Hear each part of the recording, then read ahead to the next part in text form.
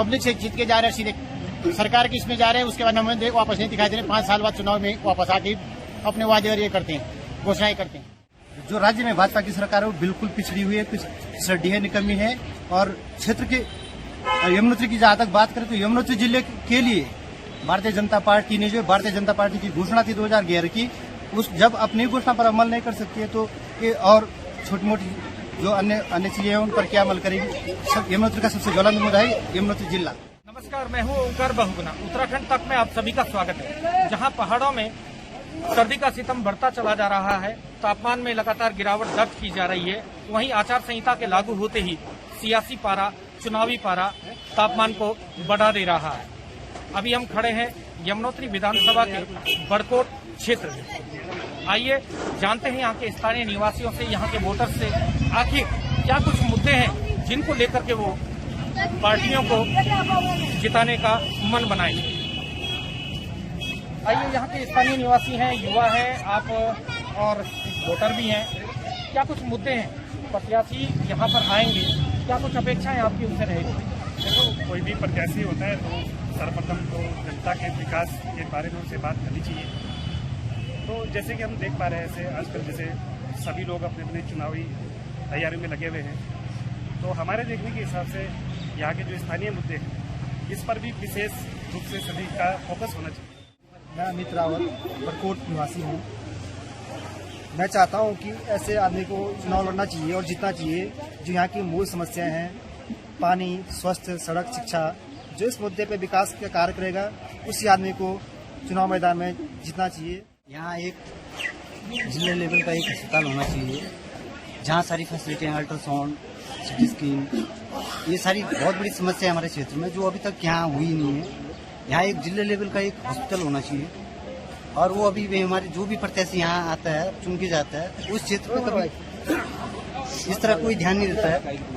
और सड़कें तो बन ही रही हैं और हम भारतीय जनता पार्टी को सपोर्ट करते हैं। चुनाव का दौर है तो मेरा सबसे पहले निवेदन है कि हमारे यहाँ शिक्षा, स्वास्थ्य और सड़क इत्यादि चीजों पर विशेष ध्यान होना चाहिए, फोकस होना चाहिए। नहीं कि हम आप लोग पब्लिक से जीत के जा रहे हैं, सीधे सरकार की इसमें जा रहे हैं, उसके बाद हमें वापस नहीं दिखाई दे रहे। 5 साल बाद चुनाव में वापस आके अपने वादे और ये करते हैं, घोषणाएं करते हैं। बिल्कुल सही बात, कोरी घोषणाएं नहीं होनी चाहिए, ऐसा मानना है यहाँ के लोगों का। आप वरिष्ठ पत्रकार हैं, पत्रकारिता का काफी लंबा अनुभव आपको रहा है। अभी सरकार को चुना जाना है, प्रत्याशियों को जीतना है और मतदाताओं का मत मिलना है। क्या मानते हैं आप, क्या मुद्दे छाए रह सकते हैं? बिल्कुल, अब आचार संहिता के बाद चुनाव सरगर्मियां तेज हो गई हैं। उत्तरकाशी की 3 विधानसभाएं गंगोत्री, यमुनोत्री और गुरुला है और हर इस टाइम तो खासतौर पर टिकट अभी डिक्लेयर नहीं हुआ है, लेकिन टिकट की दौड़ में हर प्रत्याशी है कि उनको भाजपा और कांग्रेस और अन्य दलों से जो है उनको टिकट मिले। लेकिन खासतौर पे यहाँ की जो लोग हैं, आम जनमानस है, वो चाहता है कि उनके मूलभूत सुविधाएं, उनको सड़क मिल जाए, उनको बिजली की व्यवस्था मिल जाए, उनको स्वास्थ्य मिल जाए। और सबसे बड़ा दुर्भाग्य कि उत्तरकाशी का ये यमुना घाटी आधा हिस्सा इधर है, लेकिन स्वास्थ्य व्यवस्थाओं की अगर हम बात करूं तो कोई बड़ा हॉस्पिटल यहाँ पर नहीं है। और अगर कोई मेजर प्रॉब्लम आती है तो सिर्फ एक हमारे पास सहारा होता है कि देहरादून उनको ले जाया जाता है। और भले ही इस टाइम जो है राजनीतिक दल के लोग जो भी प्रत्याशी हैं वो बात करते हैं कि हम लोग जो है यहाँ पर अच्छी व्यवस्थाएं करेंगे।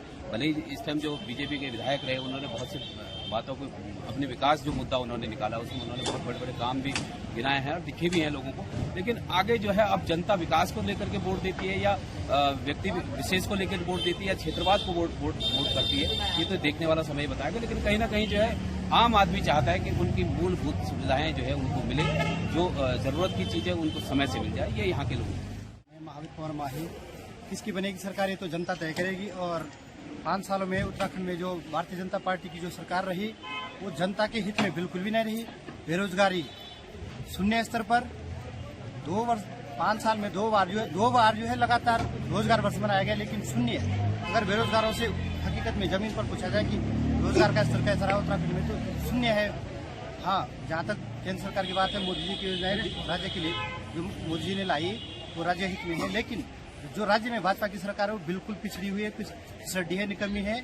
और क्षेत्र के यमुनोत्री की जहाँ तक बात करें तो यमुनोत्री जिले के लिए भारतीय जनता पार्टी ने जो भारतीय जनता पार्टी की घोषणा थी 2011 की, उस जब अपनी घोषणा पर अमल नहीं कर सकती है तो ये और छोटी मोटी जो अन्य चीजें हैं उन पर क्या अमल करेगी। यमुनोत्री का सबसे ज्वलंत मुद्दा है यमुनोत्री जिला। जो अपनी मांग को मतलब धरातल पर नहीं उतार सकी, ऐसी सरकार को हम बदलना चाहते हैं और परिवर्तन होना चाहिए यमुनोत्री में और पूरे उत्तराखंड में परिवर्तन होना चाहिए, सुपड़ा साफ होना चाहिए भारतीय जनता पार्टी। युवा है, किसकी सरकार बननी चाहिए, क्यों? केंद्र की बात करते हैं सीधे कि वहाँ पर जैसे राम मंदिर बना है, इसी धारा 370 बाकी राज्य सरकार में भी काम हुआ है, जैसे काम हुआ। कुल मिलाकर के कहीं ना कहीं कुछ लोगों के मन में बेरुखी है, कुछ लोगों के मन में संतोष है। ऐसे में लगता यह है कि यमुनोत्री विधानसभा उत्तरकाशी जिले की तीनों विधानसभाओं में से एकमात्र ऐसी विधानसभा है जहां को लेकर के मतदाता के मन को टटोलना बड़ा मुश्किल साबित हो रहा है। उत्तराखंड तक के लिए ओंकार बहुगुणा, यमुनोत्री।